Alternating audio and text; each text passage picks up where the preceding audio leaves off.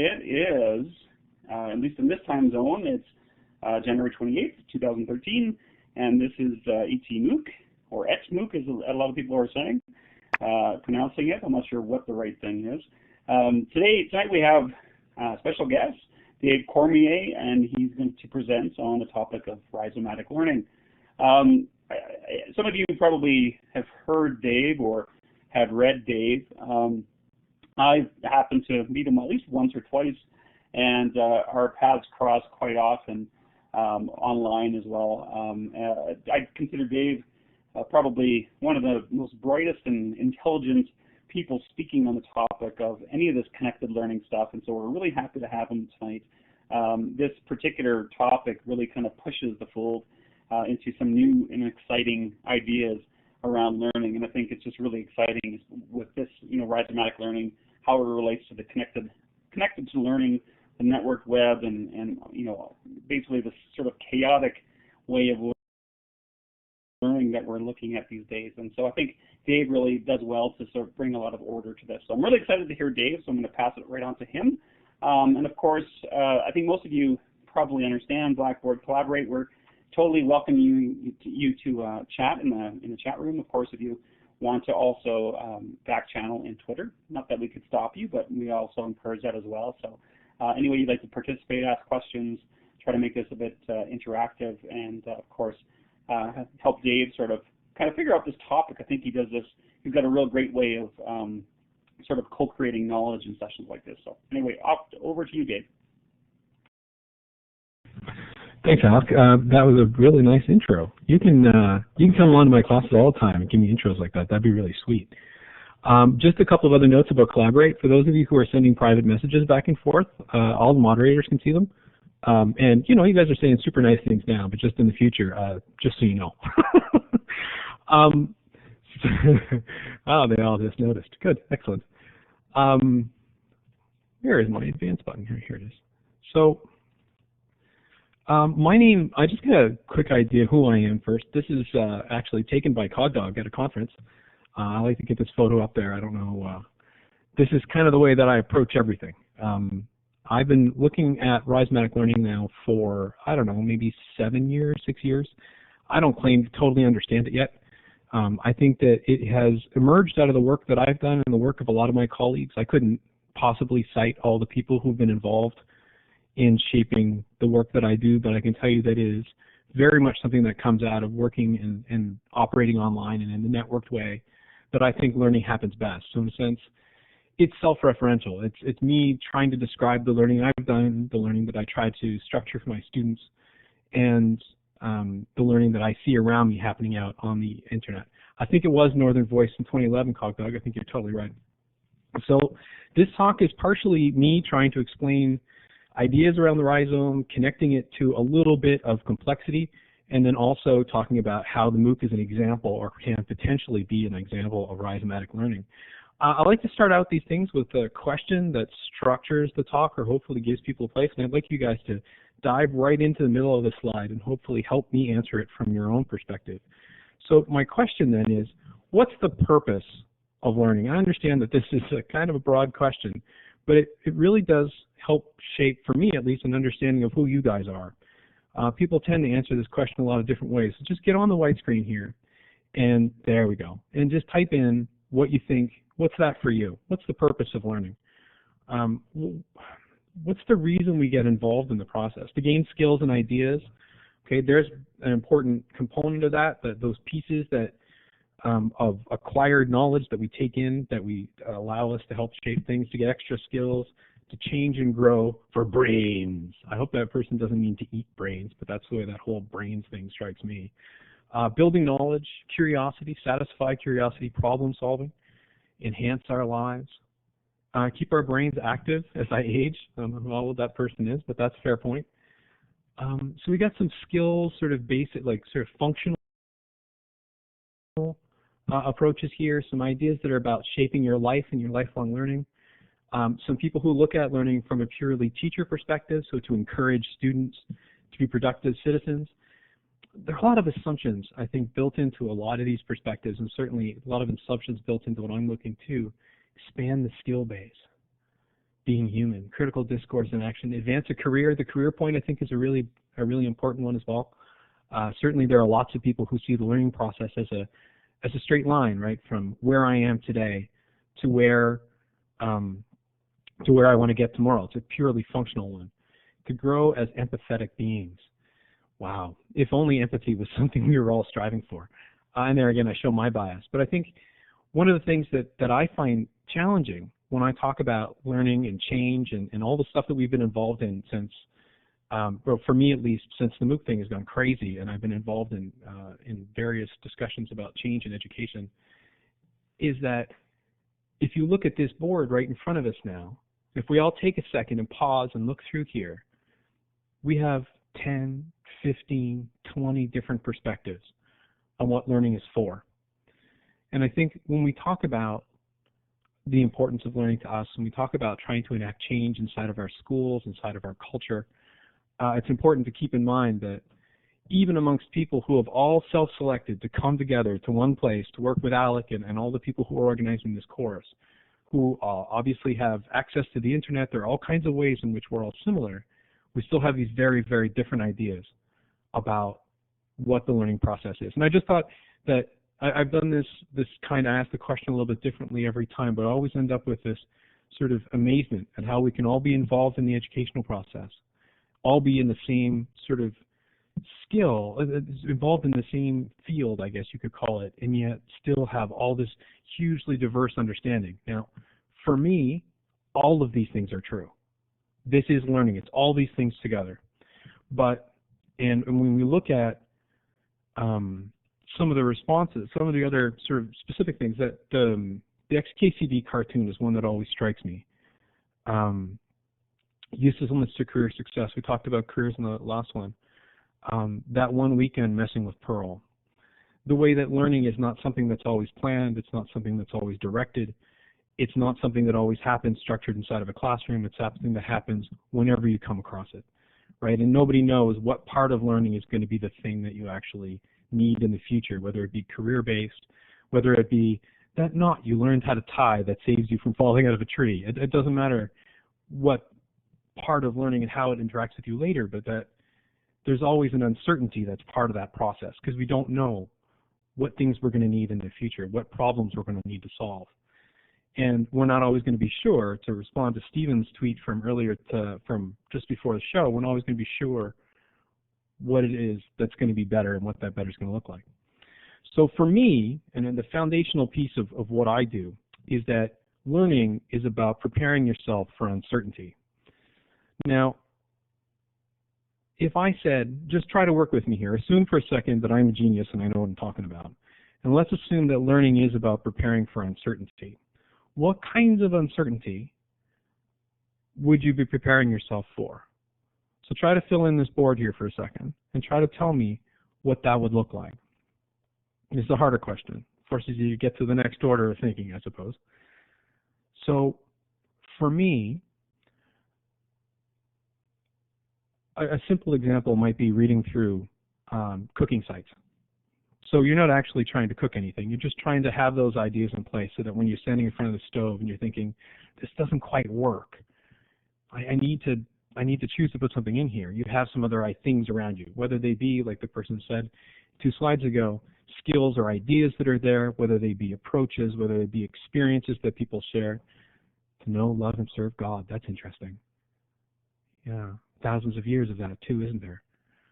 Changes in the environment, adaptations, every new and unfamiliar, everything that's new and unfamiliar and novel, the environment, the world that doesn't exist.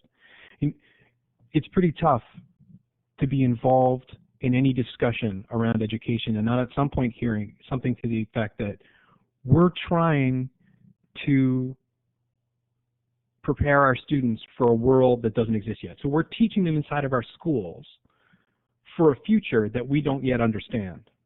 And if we believe that, and I think a lot of us do, maybe not all of us, but a lot of us do, if we believe that we're preparing for an uncertain, unknown future, down by the check mark here in the bottom left-hand corner, if that's true, then our learning, our whole learning process should be about preparing people for uncertainty, preparing people for decision-making, preparing them giving them the skills they need to get into situations so that when they're in those situations, they know how to respond, right? How to sift through what's junk and what will last into that future, how to sift through all the pieces. And right now we're not in a world where knowledge is scarce. We have knowledge abundance, right? We need to be able to sift through things and choose what we need to do and be able to bring forward.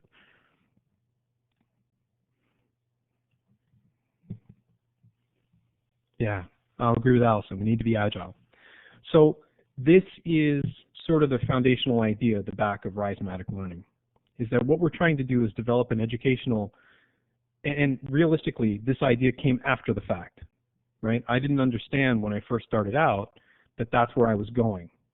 But for me, the best kind of learning prepares people for dealing with uncertainty. And that's the first of the points that I want to make, is that I'm not trying to teach people things. I'm not trying to get them to remember things. I don't care that they come out agreeing with me. I want them to be able to go, and if I'm teaching like the course that I'm going to be teaching in a couple of months, Educational Technology, and the adult learner, if they're confronted by a challenge, I want them to be able to be better decision makers about that challenge, about that idea, than they were when they came in, right? That's what I consider the best end of learning. So that's point number one. Okay, so let's just slow down for a second there and see if we have any comments or questions that anybody wants to talk about. Any feelings anybody wants to share?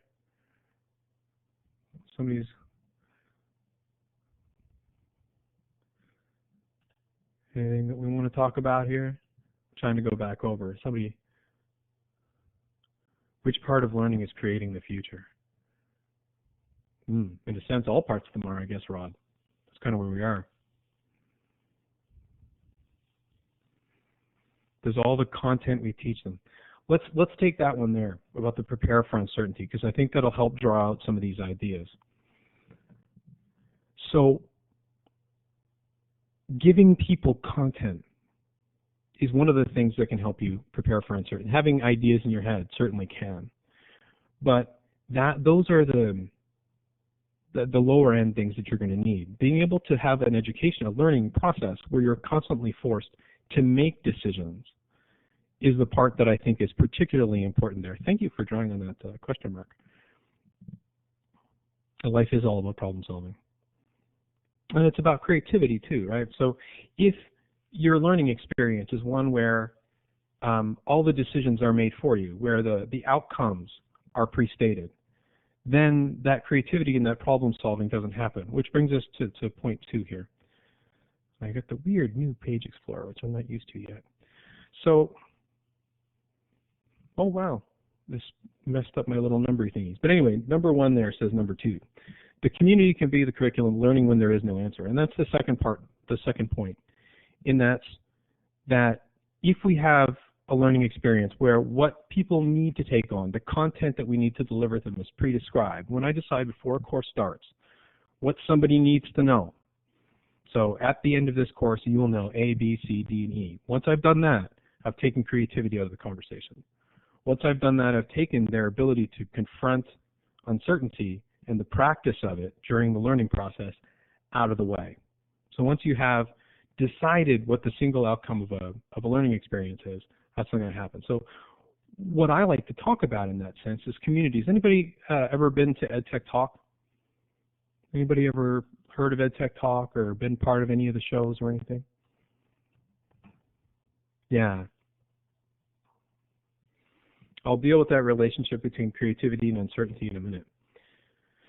So community learning is a beautiful thing. We've been talking about communities of practice for years, since 1991, I guess, when the term was invented by LeVay and Wenger. And when you can get together, have a community, talk about your practice, learning starts to happen, right? When you find other people who know as much or more than you, and you interact with each other, that learning process allows you to learn things. Now, not necessarily what you plan to learn when you start it.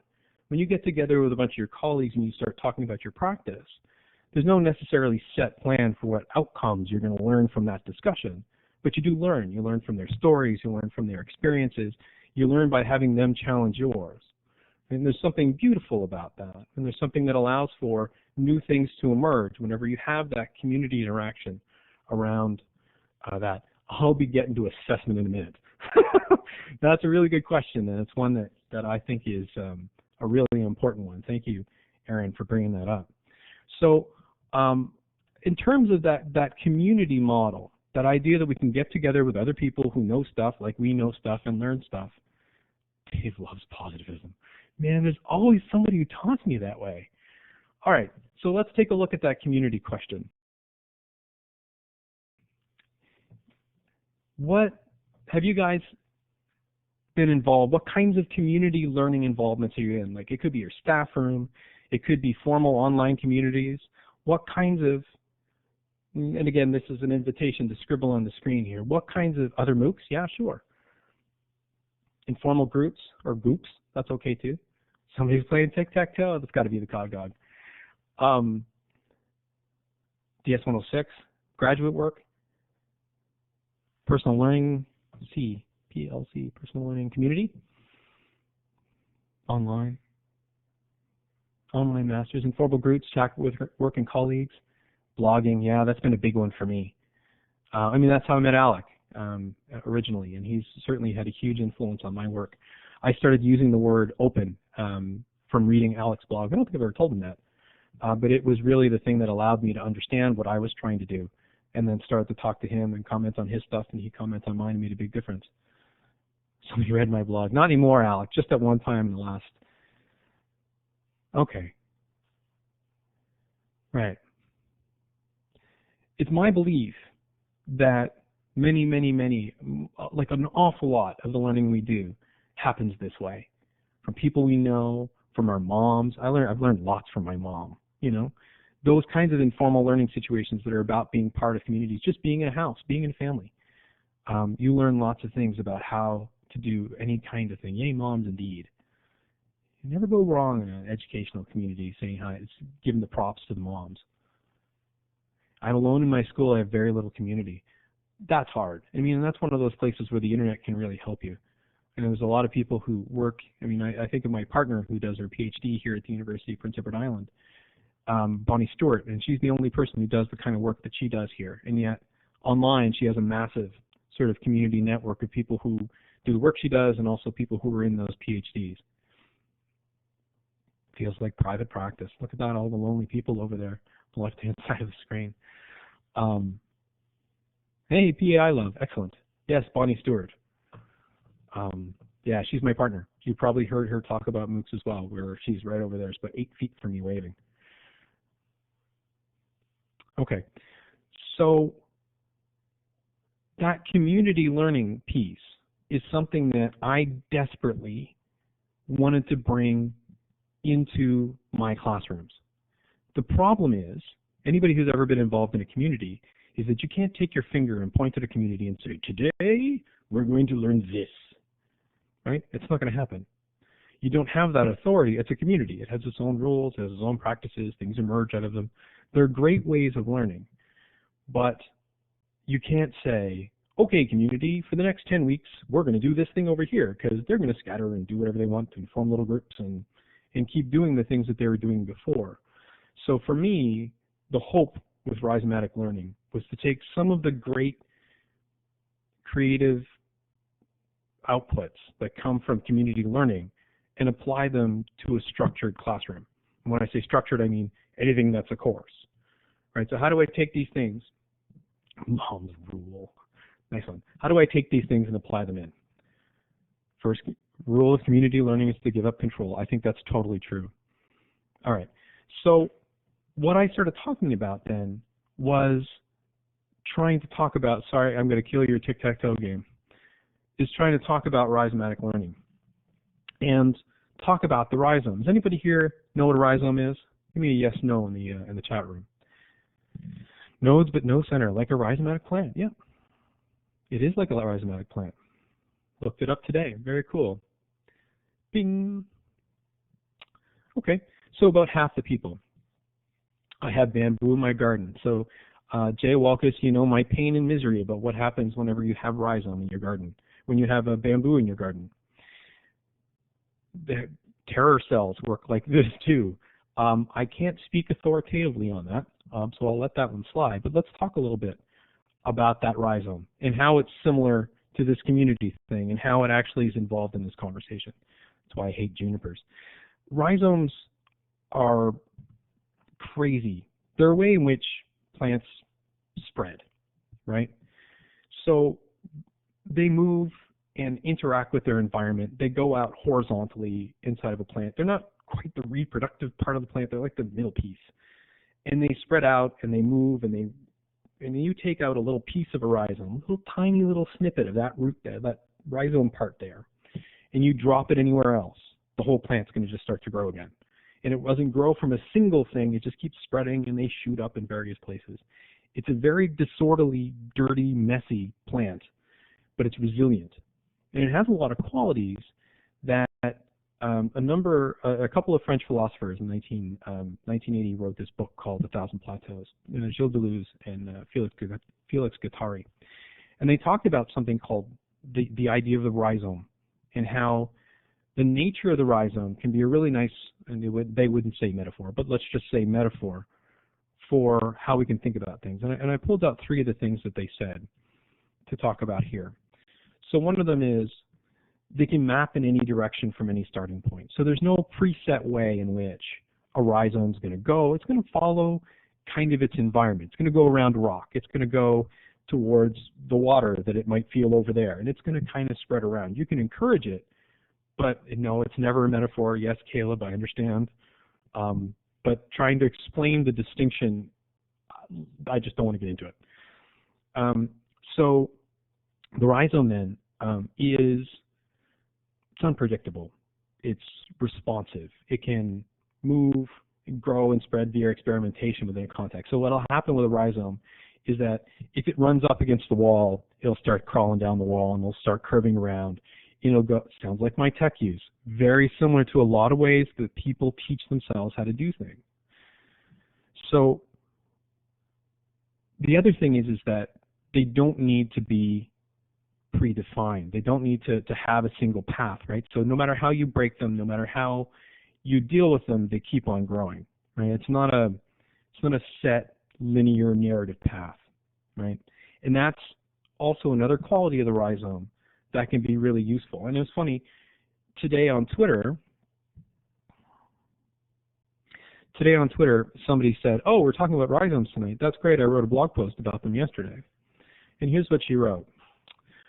I'm a gardener, and I grow rhizome plants, asparagus, irises, lily of the valley, and cannas. I don't have to pronounce that. So I know how they grow. They're lateral spread, and that they're resilient. And that idea of lateral spread, that idea of the way in which it tends to move and encompass, right, is the way that I like to think about that learning process. As you start to move, particularly together, right, as the ecosystem in which your learning grows, you spread out, right? Not necessarily in a predefined way, not necessarily in a direction where you know exactly where the outcome is, but it continues to spread, right? Lateral spread that really describes my teaching. It's funny.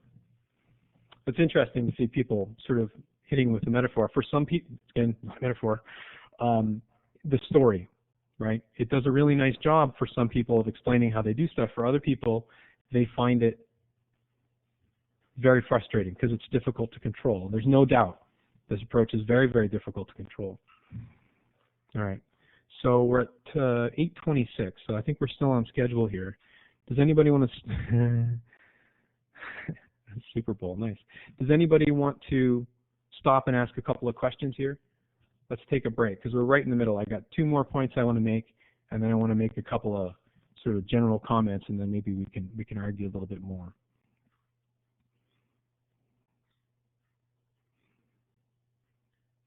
I think, Pam, the inch deep stuff is one of those things that I've heard a lot of. And I think the deepness metaphor and the fact that, you know, what you end up doing here is only look at the surface of things, if that's the implication in what you're trying to say, is not so much what I mean by the lateral spread. Knowing is one of those things that is integrative, right? It tends to come together. It networks all the ideas that you have in your head tend to network together. And it's that kind of spreading out that I'm talking about, not as opposed to actually thinking deeply about things.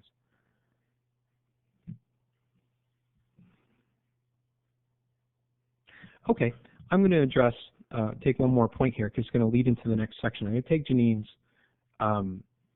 is there a downside to Rhizomatic other than complexity? Complexity, it certainly is way more complex. It's more work. It's harder to structure a classroom. It can get out of control really easily. But there are some things that it does really badly. Rhizomatic learning and the Rhizomatic approach is a terrible, terrible way of learning, of getting those 10 people over there to learn those 10 things over there. So if you have a group of people who need to have 5 things that they pick up so that they never forget how to do them, this is a really bad way of going about doing it. Because it's not about giving people 5 things. It's not about deciding ahead of time what the 5 things are that they're looking to do, but rather taking the position, the philosophical position, that the things we really need to know, the complex things out there, the things that are really worth knowing, are not something that you can just hand over to people. They're things that you have to come to know, that you have to experience for yourself, and that you have to internalize for yourself, that you need to explore. You need to create your knowing about it. You need to incorporate it into yourself. And that knowing a thing in that sense ends up being something that emerges out of you.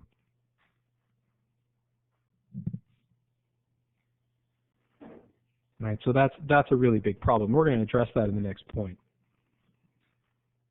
Talk to the ATA about this. I don't know what that means. One slide left to go.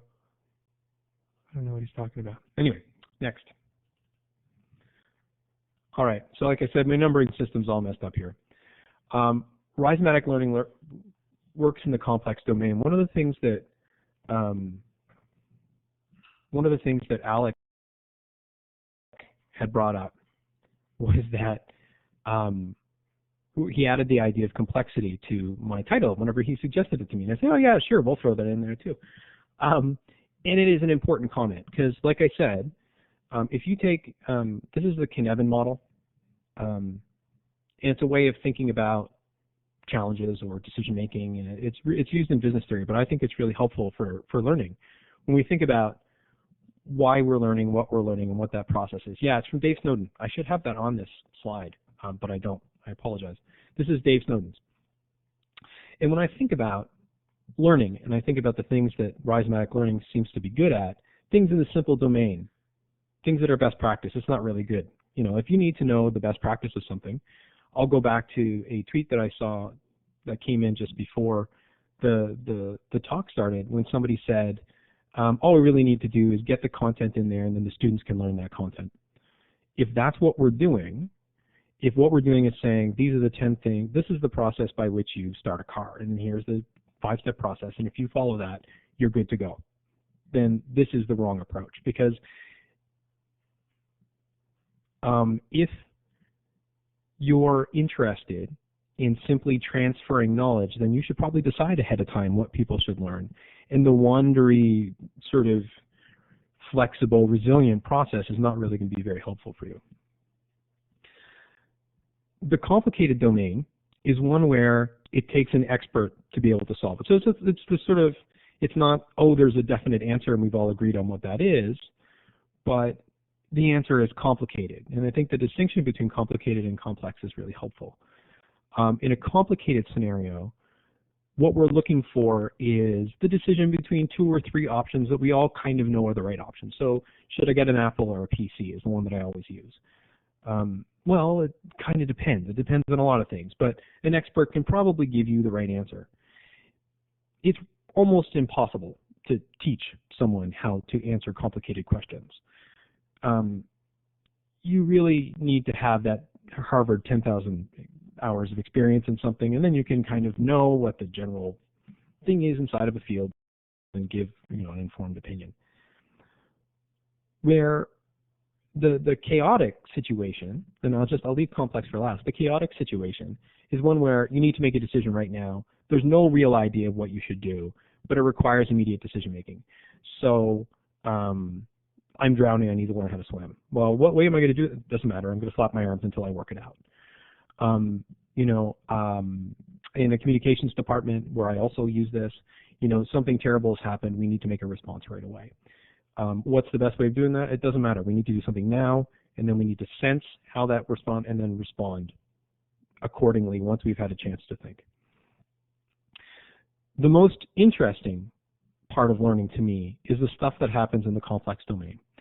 In the complex domain, there's nothing vaguely resembling a right answer. So how should we approach ethics inside of medicine? Well, totally depends. You know, it totally depends on who you are and what your beliefs are and how you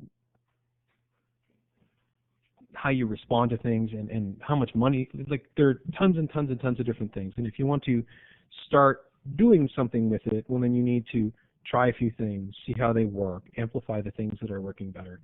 And it's that complex understanding where you're taking lots and lots of different ideas and things from lots and lots of different places and trying to do stuff with them, trying to make decisions about those things, that I think is particularly interesting. Now, I know that I just glossed over something that took me months and months to totally understand in about a minute and a half. So as a test, not really a test, but to see if we can't sort of get through that a little bit, let's try the next slide. So I've set up an incredibly scientific chart where I've taken the simple, complicated, complex, and chaotic domains. And what I would like you to try to do is put the kind of learning, what is a simple learning instance, what is a complicated learning instance, what's a complex one, and what's a chaotic one, and see how we can do with this. So this is a tough one, but as you notice, all these right-in slides end up being a little harder as we get through. But I've been trying to explain this quickly for a long time, and I always struggle with it. So I thought that today I gave everybody a chance to maybe reflect with each other on how they see these things break out, and see if that doesn't help us a little bit. Driving a stick shift. Yeah, there's 1, 2, 3, 4, 5. You put in the clutch. Now, even with the stick shift, there's a little bit of feel there that happens with a clutch. That's not something I can tell you how to do. But like so many things, you know, what does rhizomatic learning mean? It's a complex question. I agree. That's why I'm trying to take this. Oh, look, the person across the way is waving at me. She put that question in. Some people are not to be trusted. Climate change. You mean, Rod, do you mean what to do with it or what it is? Arrange the windows yourself. Weather prediction. Weather prediction is crazy complex, yeah. Cool.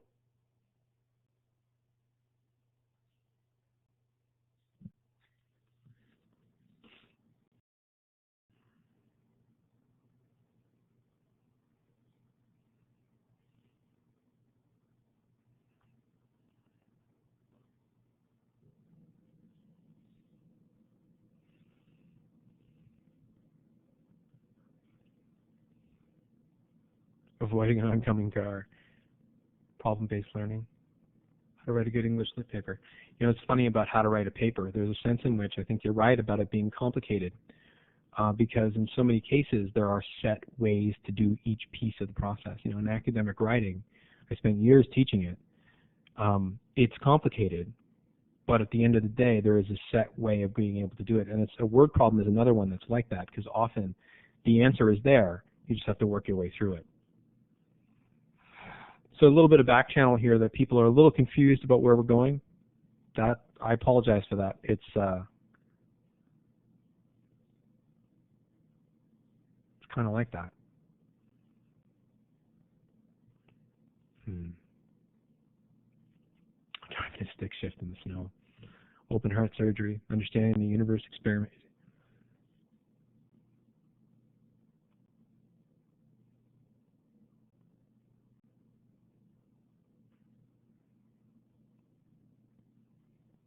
All right.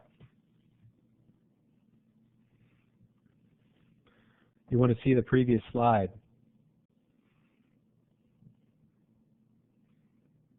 I can go back to the previous slide for you, Deb, if you like.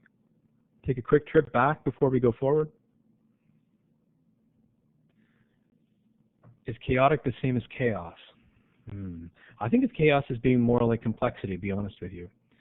if by that you mean chaos theory, because there is an order inside of it. It's a tough one. It's a tough one. I mean, at the end of the day, like anything, a lot of these boundaries bleed together.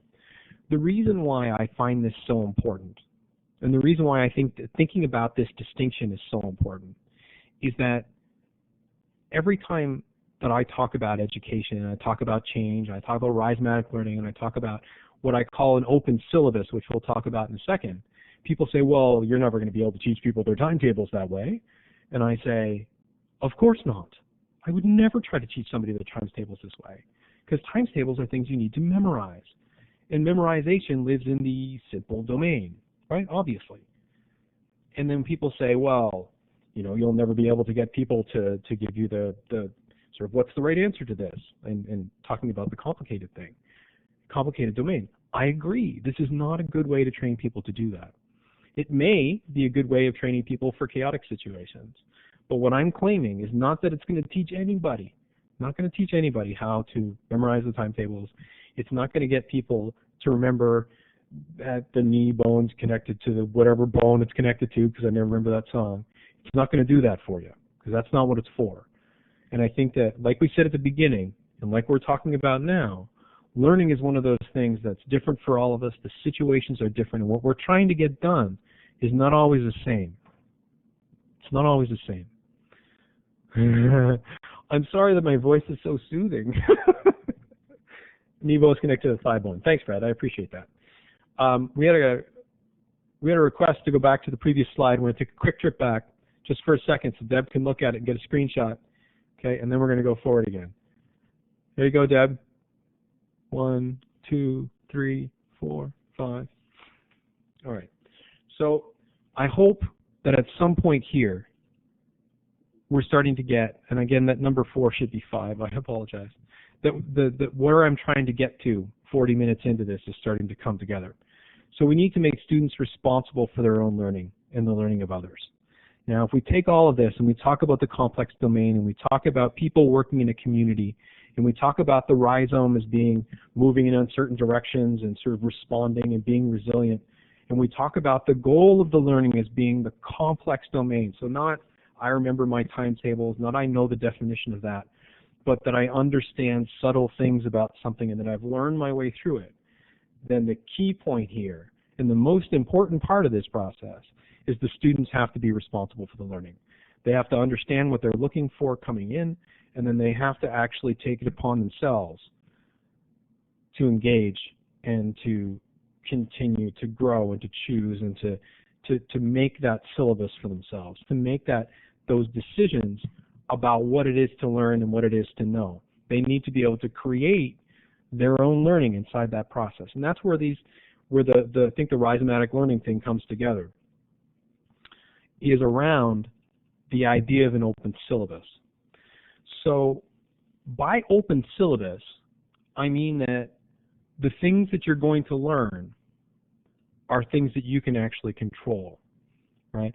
I will not speak directly to the Bill of Rights, but certainly as Bonnie, who I'm pointing at again, who's in my room, is one of the original signatories, there's likely to be some connection there somewhere. What is the imperative for students to be responsible for the learning of others? Do you mean why is there an imperative, or what's the thing to force them to do that?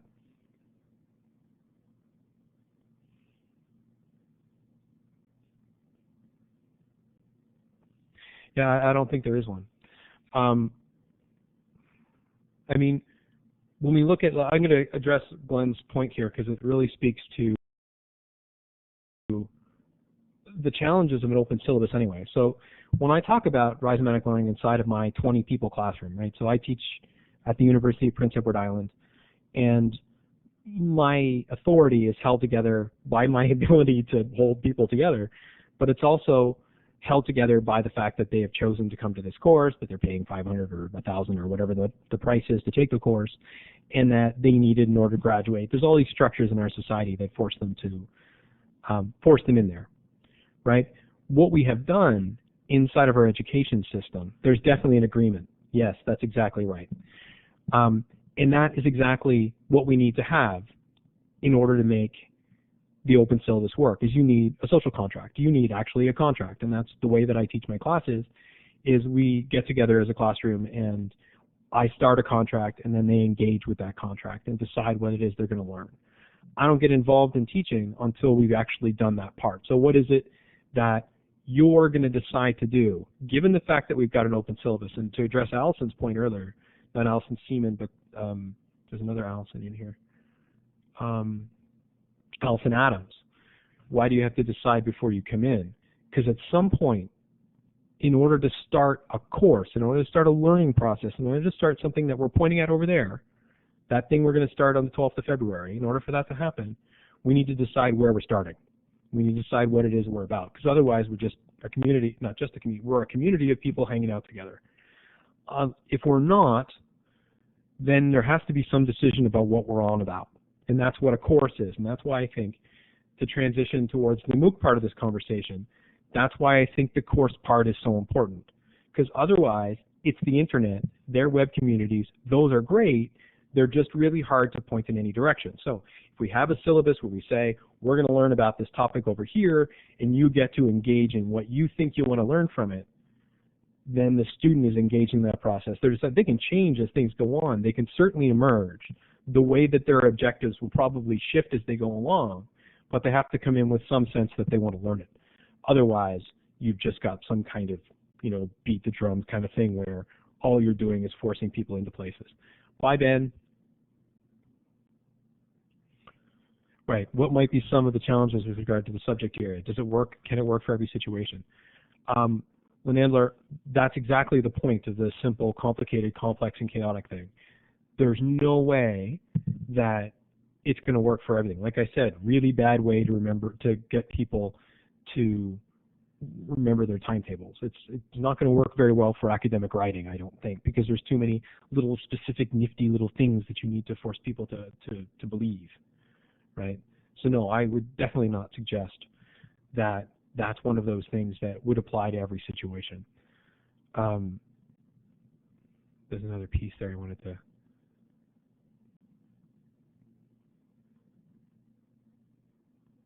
Oh, I missed it. Where'd it go? Sorry, somebody else had made a really nice point and I missed it. All right. So there are those, the 5 things that I think as part of Rhizomatic Learning, right? And I think I'll just review those one more time. It's about preparing people for uncertainty, that community can be the curriculum, that the rhizome is a model for learning, that idea of it being undefined, reactive, resilient, those kinds of things. That we're talking about the complex domain, we're talking about things that don't have right answers, that are subtle things that you have to come to know, you have to create your way towards knowing. And that student responsibility is critical. It's totally critical to that process. So when we talk about MOOCs, they end up being a really nice way of thinking about open learning, of thinking about Rhizomatic Learning. If you approach the MOOC as a Rhizomatic Learning opportunity, this is the way that we did a video, 2 years ago now, 3 years ago now, as part of a research project we did for SHRC. And you can find this video online if you look at, it's called Success in a MOOC. So if you search for Success in a MOOC somewhere on the internet, you'll find this video. And we talk about a 5-step process. So orient, declare, network, cluster, and focus. And I think of this as being one of the ways in which you can talk about Rhizomatic Learning. When does the focus and cluster take place? I'll address that as we go through. So the first thing you need to do in any kind of situation like this is orient yourself to what's going on. You need to get a sense of the platform, who's here, what the rules are, what you're trying to get done. Declare yourself. You need a way of talking about yourself and in creating your own knowledge. People need to know who you are to be able to engage with you. Once you've done that, you can start to network. So you find other people who have declared themselves, people who have find your declarations, and you start to meet those people. At some point, if you're clear about what you're trying to get out of it, or if, as Allison Adams suggests, if the things that you're trying to do start to emerge, that's when clustering should happen, to address Tim's point.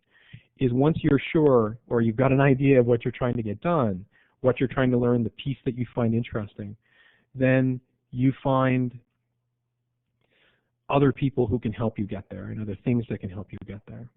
And the last part is focus. And at some point, this is the critical thing for all you guys who are in this MOOC, is that if you want to make it to the end, or if you want to make it to, and that end can be whatever it is, but if you want to have a successful journey through this, Alec or Allison or nobody else is going to be able to tell you what success looks like for you in this. You need to pick a place where success is, right? Assessment's coming next. Don't you worry, Lorraine. I've got assessment coming. Joanne, too. So that focus is critical. It's the hard part. I totally agree with you, Roberta, but it's the place where it's the difference between success and failure, personally, for success and failure, right? We can all give you a grade. Hey, you've all got A's. Congratulations. But unless you have your own focus in mind, unless you have your own idea of what you're trying to get done, then you're not going to be able to judge for yourself whether or not the experience was a successful one. The problem is that, and this is the quote Jennifer Madrill, a person I work with for years, or have worked with for years, is that you can't collaborate alone, right? And that's where, when we start out, we need to have places to collaborate with. And whether those things are communities, like EdTech Talk, like all the communities we talked about earlier, or whether it's a MOOC. To me, they're gathering places. And the beauty of the MOOC is that, as it is tonight, we have 95 people who have all gathered together to talk to me for some reason, but to get together and sort of think their way through new ideas, maybe to be confronted with some things they hadn't thought of before, if only to disagree with them. But that's the beauty of a MOOC. The Internet's a big, wide, crazy place where you can learn anything you want, but it's hard to find places to come together. And the MOOC, to me, more than anything else, is a gathering place where we have some idea of what we're going to talk about, but we don't necessarily have, that's really nice, Alec. We all decided to walk through the same door on the Internet so we could think together. Well, that's really nice. Somebody copy and paste that for me because I'm stealing it. I'm stealing it. That's so good. And I want to drop this one on you, kind of like a network textbook. And I just dropped this idea in and let you guys think about this because it is a bit of a crazy party. In a sense, and I'm still working through this idea. It's one I've been talking about it for a couple months and I still don't totally understand it. But it is, a textbook is the gathering of, random things around the top. I mean, think about what a textbook really is. You've got people somewhere who decided that on this topic, we're going to pull this content together and strip it together. And now, based on what one department has and whatever, but really, it's just a bunch of different texts brought together, right? And that's something we can do really easily. And I think a MOOC is something that is, in a sense, its own assemblage of things and learnings and people, and it's not just an assemblage of texts per se, like written texts, but more broadly an assemblage of lots of ways of interacting and learning and all that stuff together. And I think that there's something, assemblage is a fantastic word. We're coming to assessment. Man, people love assessment. All right. So there's some problems, obviously. Obviously there are some problems. This is my son, Oscar. Or I should say our son, Oscar, Bonnie and I. Yeah, you're welcome, Bonnie. He is your son too, totally. Yes, he's cute. You can all say he's cute. I would appreciate that. And that there are a lot of challenges inside of this, and I'd like to give you guys a chance, and I know we don't have a lot of time here, but give you guys a chance to talk about some of those challenges, some of those problems that you see with what we've been talking about so far. And then I'm going to wrap up real quick with the last couple of points I want to make. So you guys can all put assessment on there. One of the problems is that people don't scale, right? So whenever you get inside the MOOC conversation, if what you're looking for is access to Alec, if there are 96 other people who are trying to talk to him, it's going to be tough. So what are some of the other challenges when we get to the scale, when we talk about Rhizomatic Learning, when we talk about MOOCs? What are some of those challenges? Our K-12 students type faster. Notion scalability changing with social media. Yeah, I think it is. I think we're getting more accustomed to scale, to different levels of scale because of social media. I think that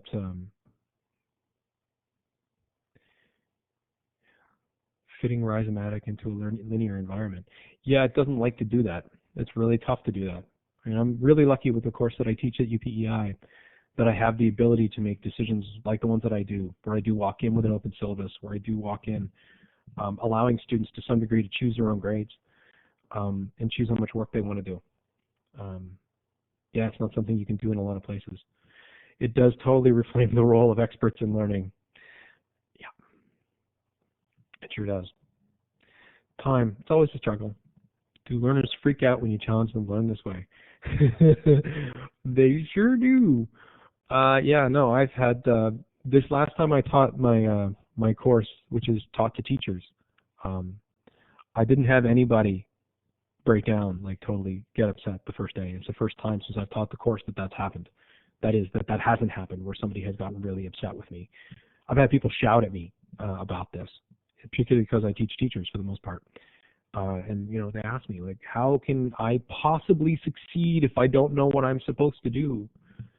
You know, tell me how to succeed in this course. And I say, look, I'm not going to be there. When you leave this course and you're back in your workplace and you try to use any of the ideas from this class, I'm not going to be there to help you. So there's no sense in me creating a dependency relationship where I tell you now what your success is going to look like. I tell you how to deal with the uncertainty you're dealing with. I'll support you. I'm here to support you.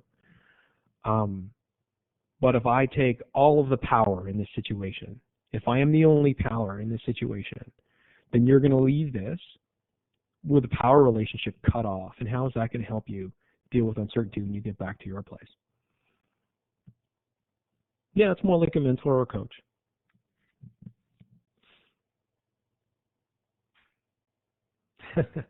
Like biting into blue cheese, nom, nom, nom, nom, making me hungry. All right, so Alec tells me I have a bit more time, but I want to deal with two giant problems that I see. Accountability to yourself and to your learning. You're so used to being accountable to others in the hierarchy of the school system. I couldn't agree with you more. I couldn't agree with you anymore. I think that's totally right, and I think that that is exactly the thing that I have positioned myself in opposition to. If we create a group, I think we have probably inadvertently created an educational system that teaches people to be obedient. And that is the opposite of preparing them to be creative and to make their own decisions and to make good decisions. And I think that that has very broad-ranging impacts on how our culture is set up and how all those things work, right? If you have people who are constantly looking for the right answer and you confront them with a complex situation, like should we have the XL pipeline? For those of you who are not North American, that's a giant oil pipeline that comes from someplace in Canada to someplace in the United States. You can say, no, it's too dangerous, and you can say, yes, we need it to make money.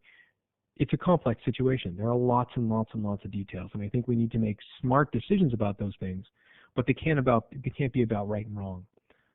They have to be about looking the culture of certainty. I totally think that is that a book that somebody wrote? By someone I can't remember. Thanks, Kristen. Kristen, if you're on Twitter, if you could send me the link to that, that'd be fantastic. Okay, so I've given some of the grand visioning here. Let me go on to two other points I wanted to address that are problems with what we're talking about. And this is one that you'll see. Sorry for anybody that cut off on the slides while we're going through. I could spend all night on each one of those slides. So this is a big piece of both Rhizomatic Learning in my classrooms and a big piece of the MOOC issue as well, is that people don't want other people to see their stuff. People think they own the things that they've written. People think they should be paid for the stuff that they've put out there. And that idea of openness inside of the MOOC is one that we have lost sight of in this whole crazy MOOC talk in so many different locations. Certainly not what I've seen inside of the work that Alec and you guys are doing here.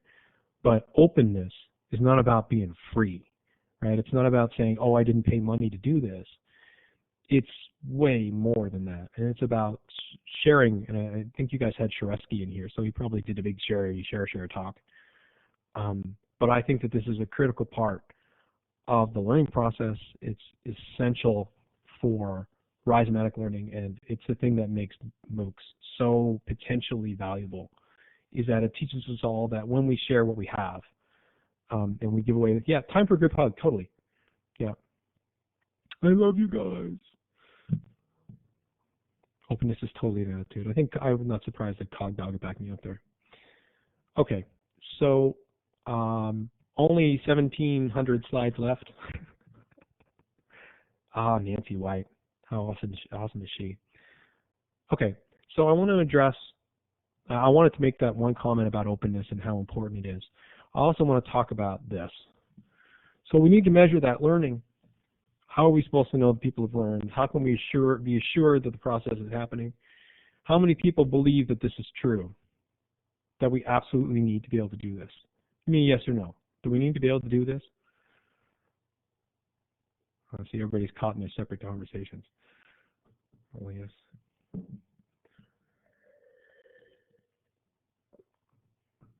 Wow, that's a lot of yeses. Alex tricking us through here. He's trying to change the question. Right. Okay, here's my position on this, and I would say that you're free to disagree with me, but I have a funny feeling that whether I said you were free to or not, you would disagree with me anyway, which is part of why it's so much fun talking to you guys. So, my position is that the fact that you need it doesn't mean we can actually do it. And I think that the fact that we need to be able to measure learning, and I particularly mean the word measure, that is, check how much you've learned and know how much you've learned. Not see whether or not learning has happened over there, vaguely speaking, whether or not you've gotten somewhere. University admissions need measurement? I don't think they do. I work as part of the recruitment team at my university. Those kinds of measurements, the measurement of learning that we do, is not something we need. Best point you've made all night.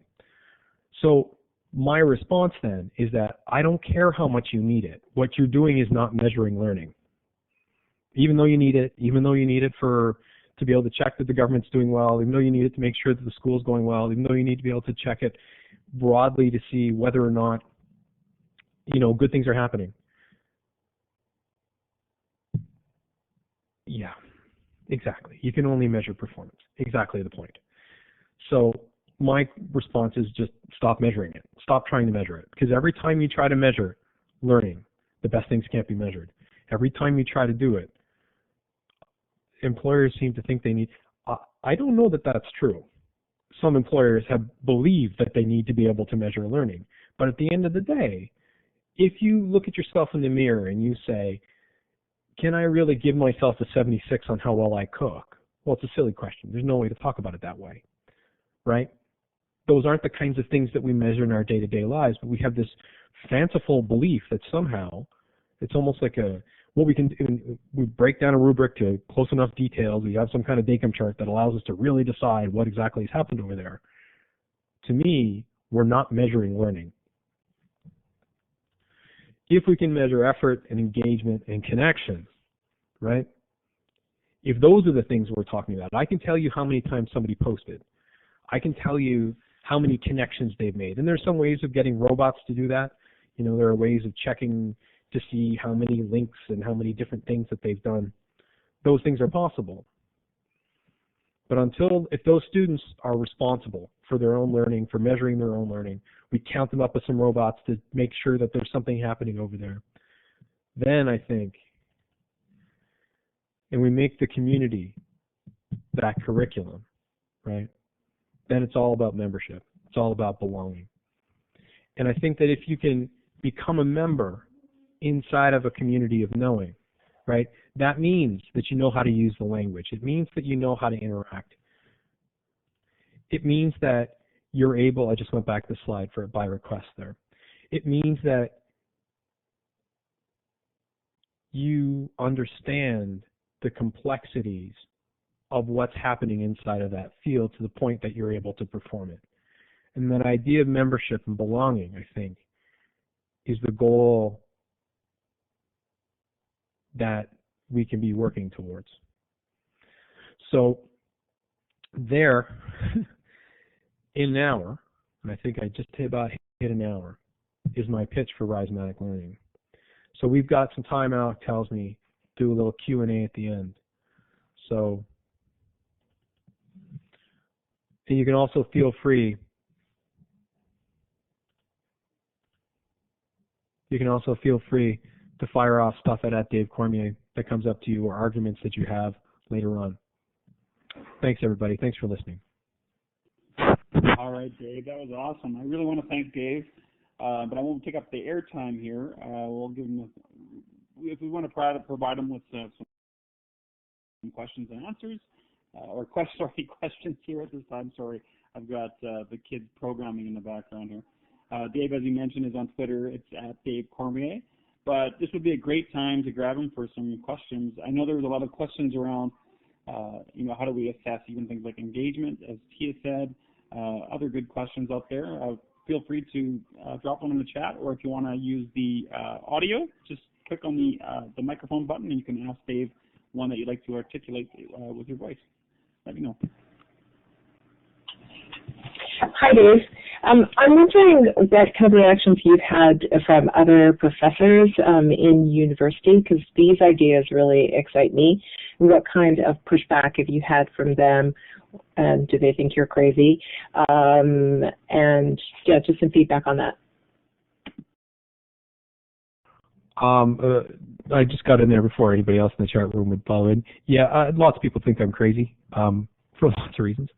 I think my favorite story about this from another faculty member comes from a faculty member at my university who came to one of the MOOCs that we did, and he followed the Rhizomatic Learning path exactly the way I would have described it for him. He came in, he probably made it through 5 weeks. I think it was Ed Futures was the MOOC that he was in, and he stopped me going across the lawn at the university one day and said, "I absolutely hate your MOOCs. I think they're dumb."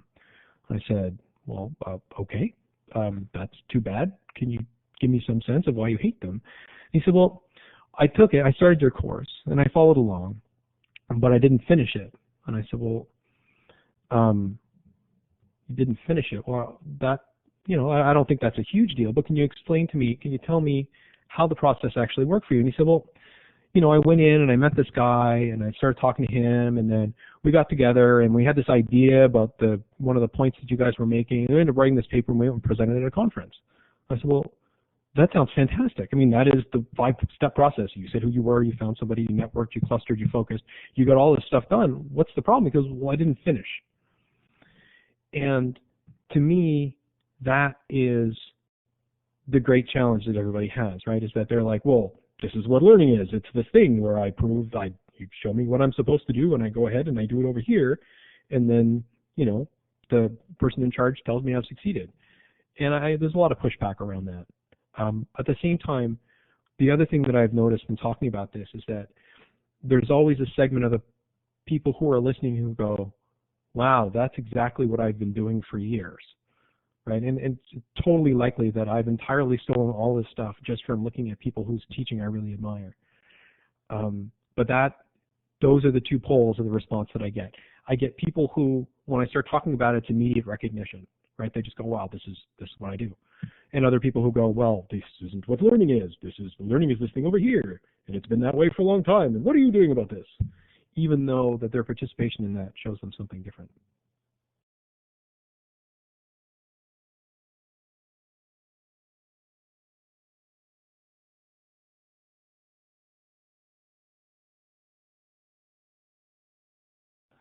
So are there any other questions for Dave there? While we've got him. There might be a few in the chat today. Will people work past their comfort level? I think that. So can I ask? Oh yeah, go ahead. Can I ask one more question? So I'm trying to get this in my head. How do you think this would work in a high school situation? Because here in Surrey, British Columbia, we're doing a lot of Genius Hour, where we're letting students being able to have certain time during the week to explore what they want to learn and then present it to their classmates, which should be a community of learners. But how do you see this? Can you give me a snapshot in your head on how this would work in a high school? I can do better than that. I can point you to somebody who is doing absolutely fantastic work doing exactly that. Oh, geez, I know her handle, Monica Hardy. I'm just trying to find some of her stuff here. If you look at Monica, the stuff that Monica Hardy is doing in Loveland, Colorado, she has done some amazing things with students of the age that you're talking about, where they've really broken down the boundaries around. Oh, here's some of the video. Here you go. They've really broken down the boundaries around what's possible and what they're supposed to do, that kind of stuff. Really excellent stuff. So I heartily suggest that you check out Monica's work in how their students slowly, I mean, there's a process of removing some of the enculturation that's part of that too, particularly with kids. I think with adults, the response to this can be a lot more positive because you can draw on their experiences and you can say to somebody, look, think about all the things you've learned and think about how you actually went about doing that. Not the stuff that you learned in the classroom, but just the learning process that you normally do. And you can normally draw connections between that learning process and what we're trying to do inside the classroom. And I find that works really well with somebody who's 40, has life experience and that stuff. With kids, I think, particularly kids who are in high school, they've been enculturated to respond. Anybody who's taught first-year university students knows exactly what I'm talking about. And I think that you need to deprogram. And again, that's a big part of some of the work that Monica's done. And if you send me a message later, I'll get you more of her stuff once I remember where it is. But that YouTube video is certainly a good example. And then somebody popped in her Twitter account as well. I want to address one of the things that somebody said earlier. Oh yeah, Lost Lizard, an interesting name. Will people work past their comfort level? I think of that as ultimately the most important responsibility that I have in the classroom, is trying to get people to work past their comfort level. I'm trying to get them to the point where they're able. That's kind of my job. And somebody said earlier, it's kind of like being a counselor, and it kind of is. I want them to feel like somebody's going to catch them if they're pushing past their comfort level. Because as I tell my students when they come in, you're going to be here, and I teach mostly summer and spring courses, you're going to be here outside of your work time, outside of all this other stuff. You've decided to come to my class. This is something you're doing. Let's not waste our time. Let's push ourselves as far as we can. And that is a big part of that message and a big part of trying to get people past those comfort levels. And I think in the places where you can do that, in the places where you can support people enough that they feel like they can bring themselves past their comfort level, that's when the real crazy learning starts to happen.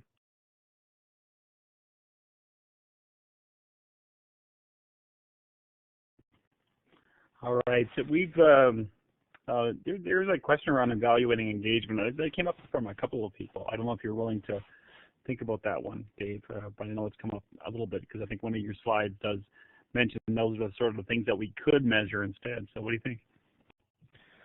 Yeah, that's probably the hardest question on the board. I wasn't ignoring it exactly, but I would have been okay if it had slipped past. I think that measuring connection and stuff is stuff that you can do. There's some math that you can do there, particularly online, and that's one of the places where working on the internet really helps you out. There's some ways in which you can use social network analysis and stuff to sort of get a sense of what some people are doing. I think you can also use a variety of peer evaluation techniques to do that too. So And also a fair amount of one of the other things that I do is student declaration stuff. So I'll take a combination of SNA, so social network analysis, and that's like a giant map that says, here are all of the connections inside of the course that this person has made. So it'll show the lines and the strength of lines and all that stuff. So some math stuff. The second one is, how exactly are you supporting other people? So if people are saying, you know, I want to be able to, this person has helped me in this way, and there's that kind of stuff. So you'll have ways in which that peer evaluation can also work. The third one is a straight declaration where people say, will tell me with links and references what kind of work they've done to push themselves, push the people they're working with. And I find that if you cross-reference 2 or 3 or 4 of those kinds of things, how engaged somebody is comes out pretty clear, right? You can't fake that kind of stuff. So as long as you have more than one method, you cross-reference them a little bit, and you know the thing that you're doing, I think that you can measure engagement in that way. I'm going to throw in a paper for people who are still wondering about that. It's from Griff Richards. It's actually on measuring engagement using learning analytics. And I don't know if it answers the question, but it maybe gets you thinking about a different way of doing it, certainly in online learning. I don't know if you can do it it's not quite the same sort of thing, I think, in the classroom, but at least in the online learning sense, it could be something that you would look at anyway. So there's a seed of an article to get you started anyway. So I don't want to keep Dave here all night. It's probably like 1 or 2 or 3 a.m. in PEI. I'm not even sure, it's so far away. So we want to make sure that Dave gets some rest, because he's got tomorrow I think he's doing a session, I think at 1 p.m. Eastern again, to do a repeat for people who missed it. So if you did miss it, or if you came late, or if you want to hear Dave again, he's doing it again. So I want to thank you again, Dave, for a fantastic presentation. There's been great comments here in Blackboard, but also on Twitter. So again, thanks for your wisdom and for working so hard on this topic, because I think it's got major some legs and something to really think about in sort of our contemporary learning environment. So thanks again, Dave. Really appreciate it, and thanks everyone for coming out tonight. Thanks everybody. I really enjoyed it. It was great. Thanks for engaging so well. Thanks for asking our questions too. I really appreciate it. It helps me push my work as well.